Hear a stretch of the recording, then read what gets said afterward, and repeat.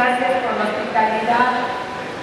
Indudablemente a la Comisión Estatal de Derechos Humanos y al Gobierno de Sonora, muchas gracias. Yo creo que sin duda el tema de la inseguridad que está experimentando la peor crisis en nuestro país es un tema de conversación, desgraciadamente, en todas las casas, en todos los hogares y en todos los trabajos y en los cafés. Es tema de conversación. Pero discutir sobre el origen y sus causas, la situación que actualmente vivimos, será un esfuerzo estéril si este no va acompañado de diálogo y propuestas concretas de todos los sectores de la sociedad. Urge el compromiso y responsabilidad de las autoridades y servidores públicos en los tres niveles, el federal, el estatal y municipal, porque es indispensable que cada uno responda a las atribuciones que le fueron conferidas. Cada uno de ellos luchó por estar en el puesto que hoy tiene. Ahora exijamos que cumplan para qué fueron electos y contratados. Esta es una función de la sociedad. La sociedad podemos coadyuvar en lo que sea necesario para el cumplimiento de las normas, y como hablaba el doctor Plasencia, en lo relativo a la cultura de la legalidad, que es indiscutible. Pero debemos de tener claro a la sociedad qué es lo que nos corresponde a nosotros y qué es lo que le corresponde a la autoridad. La autoridad fue la que decidió, ya sea por voto de elección o por contratación, estar en los cargos que le corresponden al procurador de justicia, al gobernador y así a cada uno de los niveles. Ahora, nosotros la ciudadanía lo que tenemos que hacer es cumplir con nuestra función, cumplir cuál es nuestra función cuando se comete un ilícito, denunciarlo. Esa es nuestra obligación para poderles exigir. Pero indudablemente que tenemos que exigirles primero transparencia y rendición de cuentas. Gobierno que no tenga rendición de cuentas y transparencia, muy poco podremos hacer. Eso es lo primero que tenemos que tener claro. ¿Cuál es nuestra posición? ¿Cuál es nuestro deber? ¿Y cuál es el deber de la autoridad? Para llevar a buen puerto proyectos como el que hoy tenemos a bien formar parte. Celebro que eventos como este, cada vez más frecuentes en nuestro país, y aplaudo el liderazgo mostrado por la Comisión Nacional de Derechos Humanos en hacer posible la firma de estos convenios a favor de las víctimas del delito de secuestro en el estado de Sonora y de tortura y de los otros dos que firmaron.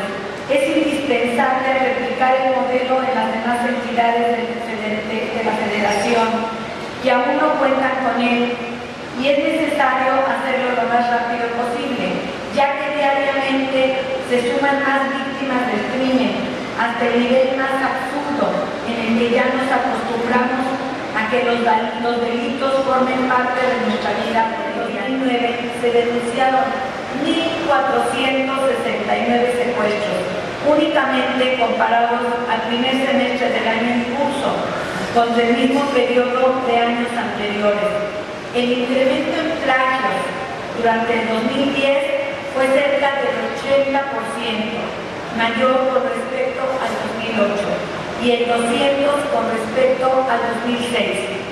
Si bien lo anterior nos da una idea de la gravedad del problema, eso no es lo más preocupante, ya que de acuerdo al Instituto de Estudios sobre la Inseguridad, el 85% de los delitos no son denunciados. Esto es, nunca siquiera se presenta una víctima a presentar una denuncia para decirle a la autoridad de que fue víctima. Es decir, si se proyecta la cifra negra correspondiente a los no denunciados a la realidad, se estaría estimando que se cometen más de 4.000 secuestros anualmente en nuestro país, es decir, aproximadamente 11 plagios diariamente.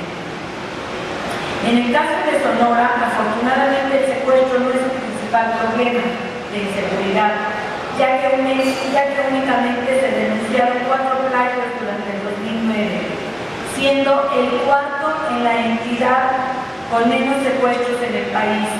Sin embargo, en materia de homicidio doloso, se encuentra entre las entidades con mayor problemática, al registrarse 20 asesinatos por cada 100.000 habitantes, teniendo un 100% de incremento con la tasa registrada al inicio del sexenio.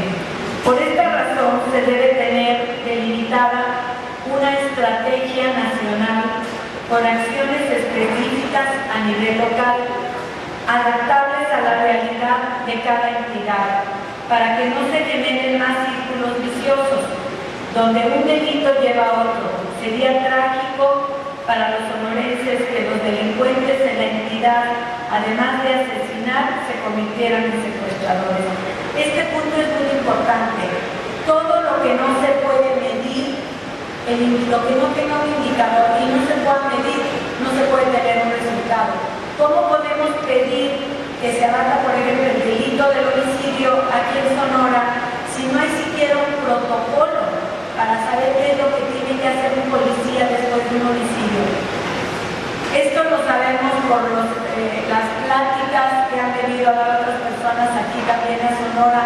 Pareciera que no tienen un protocolo de actuación, que sería que saben que tienen que preservar el lugar de los hechos, después pedir a periciales que lleguen, que hagan levantamiento del cuerpo, que se declaren a los testigos, en fin, todos y cada uno de los pasos que se deben de hacer, pareciera que no existiera. Lo mismo sucede con el plagio. Qué bueno que ustedes no tienen este problema, pero deben de estar alerta, porque siempre que hay violencia, en algún sentido, va derivando a otro. Cuando un delincuente llega al secuestro, no llega de un momento a otro al secuestro. Primero empezó robando, probablemente robando una casa, habitación o un negocio. Después empieza a robar bancos, después empieza a robar partes y así se van hasta que llegan al secuestro y posteriormente al narcotráfico. Hoy por hoy estamos viviendo un problema grave en este país que tiene que ver precisamente con el problema del narcotráfico. El narcotráfico tiene por lo menos 14 distintas formas de delinquir. No solamente se dedican a traficar droga. Para aquellos que piensan que en la legalización o en la regulación de la droga se acabaría la violencia, esto no es así. Los narcotraficantes tienen entre todas sus actividades ilícitas la trata de personas, el secuestro, el derecho de piso, la piratería, en fin, tienen una infinidad de delitos. Todo esto empieza en los lugares precisamente como delitos del fuero común, y cuando un gobierno no es capaz de detectar el problema y ponerle una solución, se va presentando en la ola. El caso concreto lo que podemos ver en casi todos los estados de la frontera. Ustedes son afortunados, de la frontera es el estado con menos problemática delincuencial.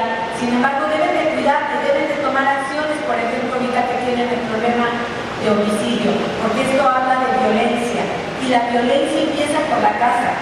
La violencia empieza desde cómo nos tratamos nosotros como personas. Y hablando sobre los derechos humanos, pues es que qué mejor manera de poner en práctica los derechos humanos que tenerlos desde la casa. Creo que donde no hay un núcleo familiar con valores y con respeto, no podemos hablar de derechos humanos. Y esta réplica que los niños viven, la van acrecentando lógicamente en sus demás entornos. Y creo que ahora más que nunca se vuelve importante el valor de la familia, porque pareciera que lo que hoy estamos viviendo tiene que ver con balas y tiene que ver con policías. Y no es así. El problema, si lo vemos de fondo, tiene que ver con la familia, tiene que ver con los valores, tiene que ver con educación, tiene que ver con calidad de vida, tiene que ver con derechos y oportunidades. Hoy estamos viendo el mejor ejemplo en Chihuahua, en el cual las madres tuvieron que salir a trabajar a las maquilas, dejaron solos a los niños amarrados a una mesa o en la calle presos a ser violados, a ser cooptados por el narcotráfico. ¿Y qué es lo que estamos viviendo ahora? Una ciudad la más violenta del mundo. Esto, si nosotros nos remitimos, tiene que ver con esta parte, con la parte de familia. Eso es lo que nosotros tenemos que invertir al tejido social. Por eso celebro ahora que hay aquí gente, mujeres y ONGs y padres de familia, porque pareciera que en el momento en que somos funcionarios o son funcionarios, se nos olvida que también tenemos una familia, tenemos un esposo, tenemos hijos, tenemos esposa, y eso es lo que tenemos que recobrar, la calidad de ser personas. El día que nosotros tengamos claro esto, iremos sembrando la prevención del delito, porque a veces somos más amables con los extraños que con nuestra propia familia, y eso es algo que tenemos que cambiar. ¿Qué mejor pues que podemos tener que alguien de nuestra propia sangre? ¿Quién nos puede doler más que un propio hijo o la propia esposa? Eso es donde realmente tenemos que invertir al tejido social. Si nosotros invertimos al tejido social y a la educación, créanme que estaremos elaborando el mejor proyecto de prevención contra la delincuencia. Porque, repito, lo que ahorita estamos haciendo es tener una reacción ante un problema de fondo, pero solamente estamos viendo la punta del iceberg. ¿Qué hay debajo de toda esta problemática? Que no hubo una planeación. Tenemos cada vez más número de personas en estado de pobreza extrema. Tenemos cada día padres que se desentienden más de sus hijos, en los cuales no se quieren confrontar. A veces tenemos muchas mujeres que nos olvidamos de que la labor principal y nuestro proyecto de vida principal deben de ser los hijos. Porque si bien es cierto que nosotros tenemos que luchar por una autorrealización, también es cierto que decidimos tener hijos. Y en ese tener hijos tenemos que tener claro cuál es nuestro proyecto de vida.